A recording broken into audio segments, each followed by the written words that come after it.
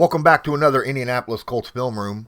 I'm Lawrence Owen, and I have the honor / privilege / dismay of breaking down the Colts offensive line Week 2 against the Jacksonville Jaguars in the 2022 NFL season. Now, we're going to break down why things did not work out well, okay? And why Jacksonville's front seven pretty much had their way with the Indianapolis Colts. Was it a personnel problem? Was it a scheme problem? Was it Jacksonville just being that darn good? Well, we're going to find out. And the first two plays is about the run game, okay? Why was Jonathan Taylor held to measly yards per carry in the first half when he only had, maybe 6 carries for like 3 yards? Well, this right here is one reason why. On this play, Jonathan Taylor's got to run up behind Quenton Nelson. Okay, Quenton's got to get some movement on this guy right here. Okay, and at the same time, Pinter, who's pulling, his job is, Josh Allen, right? So let's keep an eye. Let's watch the play. Yeah, that's not good. That's not good at all. So, as we go back, first off, let's look at each individual player when it comes to the offensive line. I'm not even going to look at the tight ends right now because we got a big formation. We got 1, 2, 3, 4, 5, 6, 7 blockers, but we got 1, 2, 3, 4, 5, 6, 7, 8 guys in the box and a safety up high. That's overload. That's too many people in the box, right? Well, Jonathan Taylor, offensive line, the Colts, last year they ran against this a lot. Heck, y'all remember the 70-plus yard run for a touchdown against New England? That was a loaded box as well. But still, this team right here made that play. It don't always work out that way, and here's why. Keep an eye, first off, on, let's look at Braden Smith. He does a good job. His responsibility is to make sure he's out of the play, okay? So if you watch him right here, he pushes him out wide, never gets a hand on Jonathan. He gets close, but never gets a hand on Jonathan Taylor. That's a good sign right there. Now, let's keep an eye on Pinter, right? Pinter's job, as I said, is to pull and get that edge seal block against Josh Allen. Watch what happens. Bam. There's the initial contact, and he is stonewalled. Josh Allen does a great job using speed to power and not allowing him to be moved out of his spot. All right. Pinter does not utilize his power to push him. He's got to push him somewhere. He's got to push him forward at this point. There can't be a loss of yards or being stalemated. If you're stalemated, that means the guy beside you has to win their block.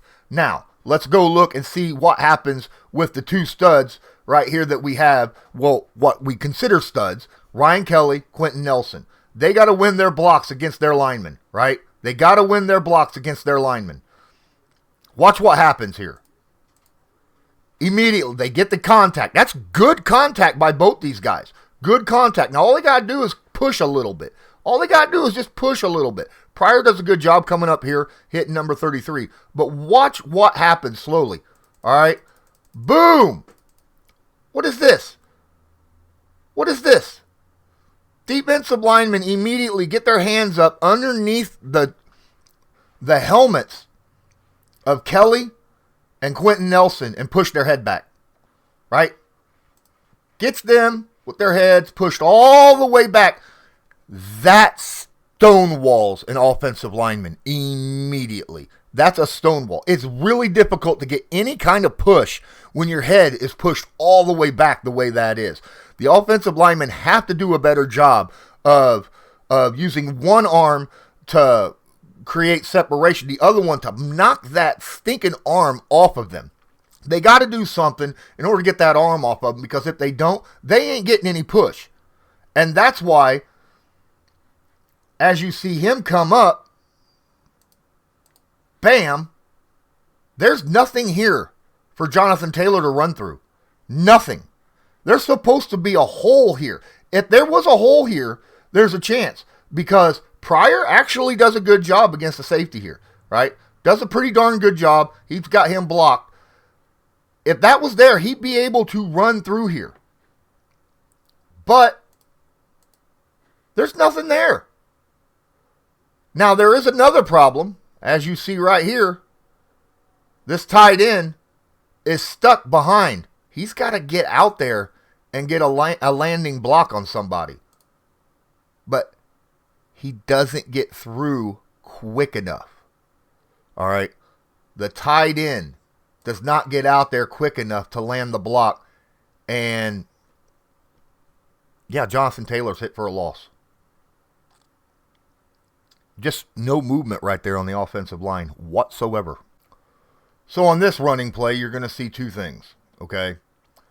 The first is Mo Alley-Cox, all right, is going to come around and block Josh Allen. The second thing you're going to see that's key to this play is Braden Smith's got to come up and get on number 33. Now, 22 or 23 here, I don't know what their thought process is on blocking him out. But keep an eye on this play. Really? First off, again, Mo's coming over here. He's going to hit Josh Allen. Mo, you're 6'7", 250 pounds. You're bigger than Josh Allen. Why are you cut blocking? If you're... Just watch this. All right. As he comes around, you look at him. He goes low. But not too low. Not low enough, right? He goes for the midsection.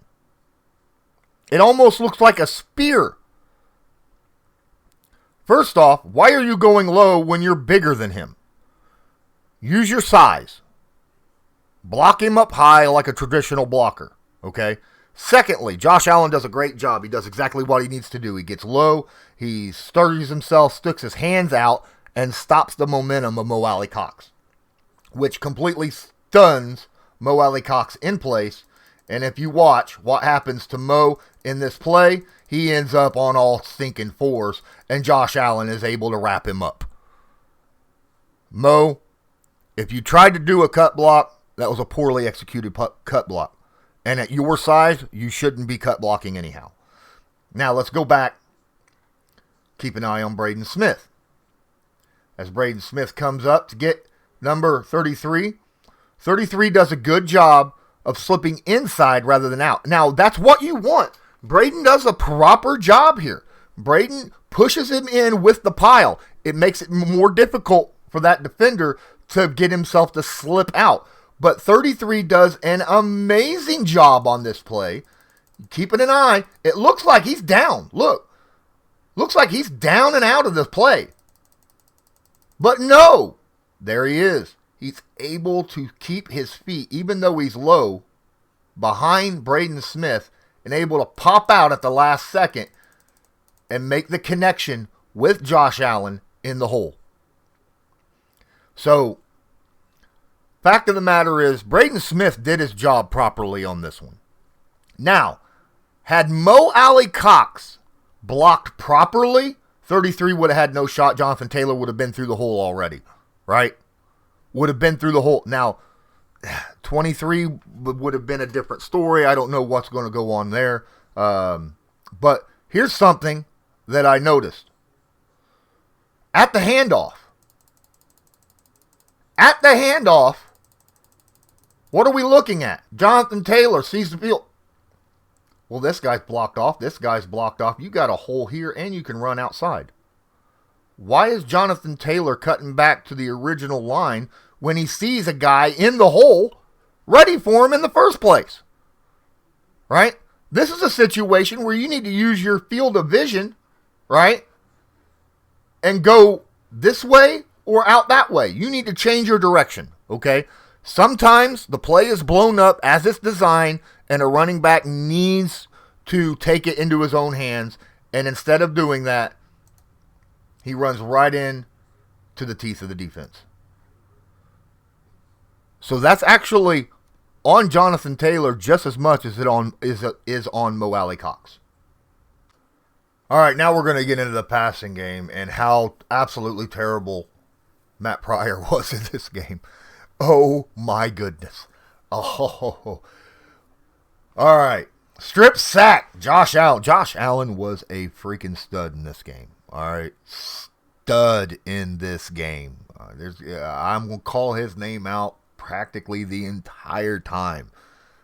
But here, this is bad footwork by Matt Pryor. It's bad footwork by Matt Pryor. Let's watch.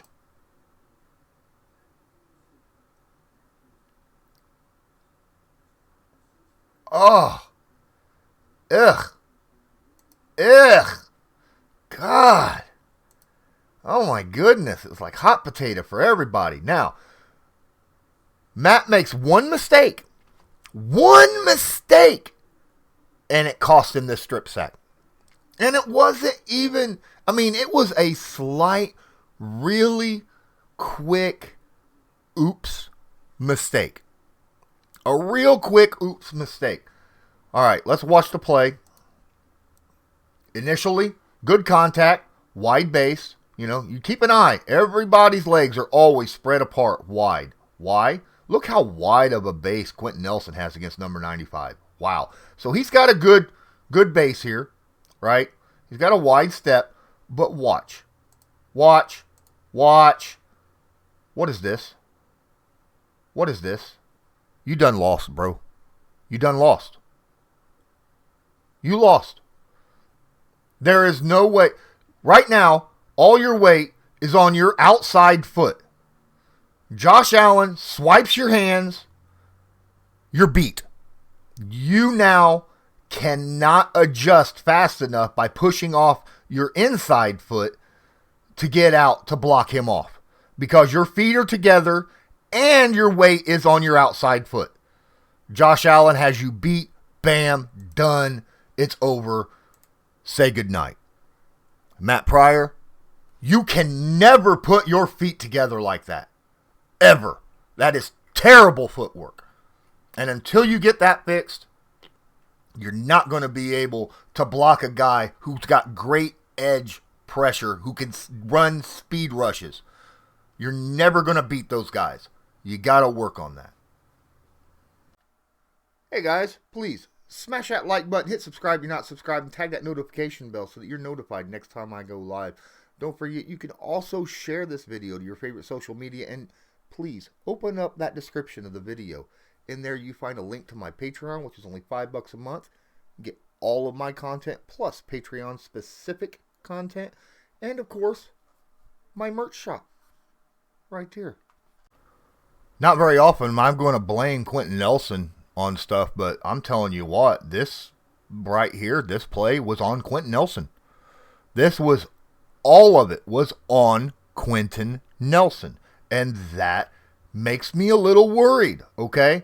His play so far this season has been subpar compared to what he normally does. And, everyone on this offensive line has played like ass, including Quenton Nelson at times. Like on this play, as you watch, a lot of people want to blame Ryan Kelly for this. This is not Ryan Kelly's fault. This is Quenton Nelson's fault, okay? 100%. As Josh Allen is going to do first off, again, Josh Allen does a gorgeous stunt here, okay? And you're going to think it's Ryan. At first look you think it's Ryan Kelly's fault, but it's not. Let's watch the play.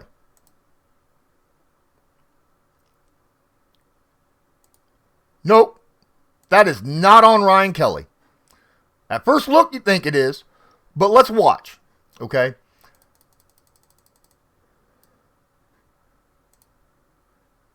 So Josh comes in. Matt Pryor holds his ground. Does a good job here. Now, you start to see him start to cut in. Matt Pryor, what's he do? He takes the guy he's supposed to take, which is now this dude. Right? He has the guy he's supposed to have. Quenton Nelson now is supposed to notice that, hand him off, and take this guy to free up Ryan Kelly. But he doesn't do it. Now, Ryan Kelly is in a no-win situation because he's got to block two dudes. He's got to block him and him. That's not good. That's not a situation. Quenton Nelson put Ryan Kelly in a really bad spot. Now, had he handed him off when he was supposed to, now, granted, that's a face mask like a mug right here by Ryan Kelly. But had Quenton Nelson disengaged and engaged here right now, as he's supposed to do, had Quenton Nelson done that, that would have freed up Ryan Kelly. And he would have been able to get Josh Allen. But since that didn't happen, we're looking at another sack. Miscommunication, misreading, not knowing what your assignment is. This is just bad execution by the entire offensive line here. Bad execution. The Jacksonville Jaguars just obliterated the Colts offensive line with stunts, okay, in this game. They stunted the Colts offensive line to death. And no one was safe from it, not even Bernhard Raimann. I thought Raimann did a pretty good job this game until I saw this play, all right, where Raimann now gets beat by a stunt and makes a terrible decision. Let's watch the play. Ugh. All right. So as it initially happens, Raimann initiates the contact. Smart move here. Nelson notices immediately. This is a stunt. This is a stunt. He's been beat on stunts already. He's not going to be beat again. So what's he do? He disengages immediately and gets a hold of Josh Allen. Bam! Now Raimann stays engaged and sees. Watch his head. He just watched him go right by him.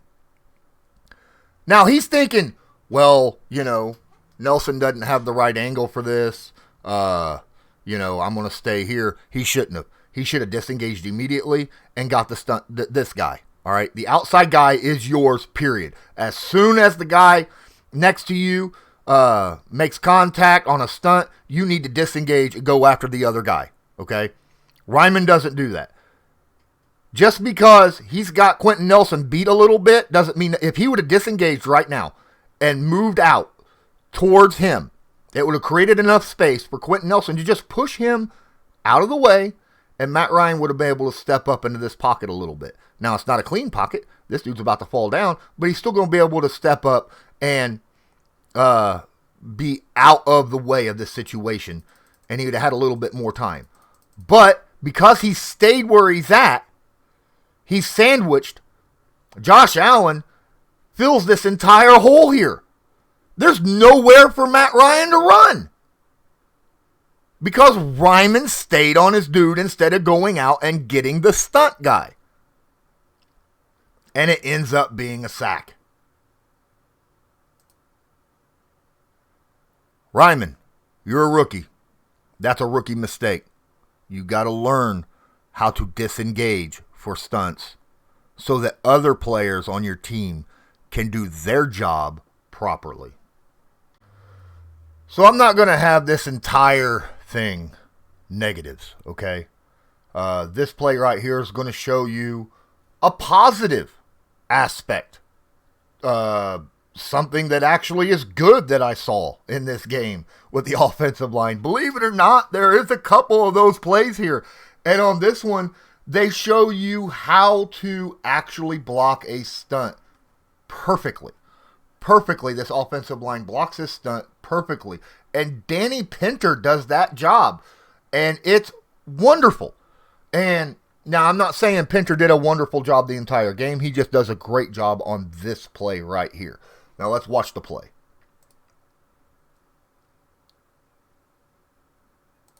Wow. Great job. You're going to see this defensive tackle stunt all the way across as this defensive tackle cuts inside hard to try to get Pinter off mark. You know, the way they've been doing on this side the whole time. Let's watch as it happens. The hike happens. He's going to run straight across. They're just going to crisscross. This is an interesting defensive tackle switch here. You don't see this happen a whole lot. Watch Pinter. Watch Nelson. They both engage. Nelson's got Kelly's got both arms out to try to feel what's going on because he don't know which guy's going where. Smart move. You know, Raimann's got his man. Smith has got his man. Well blocked. And as you see, at this point, Kelly now has his guy. He realizes the stunt. He realizes the situation and knows this is my guy. Pinter, smart dude. All right, at this point, realizes, hey, Kelly's got him. I got to get the stunt dude. All right, and he does. He comes off and blocks him out. Great job. What a pocket right here for Matt Ryan to throw the football. Finally, we get a good clip out of this game from the Indianapolis Colts on how to properly defend against a stunt.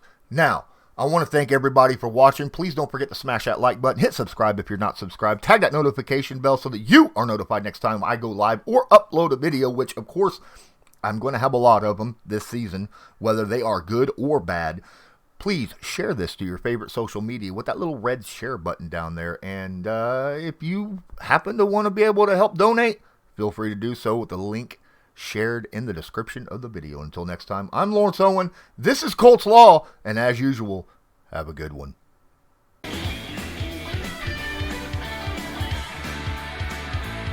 Just because a player's not a household name doesn't mean we can't make him a household name.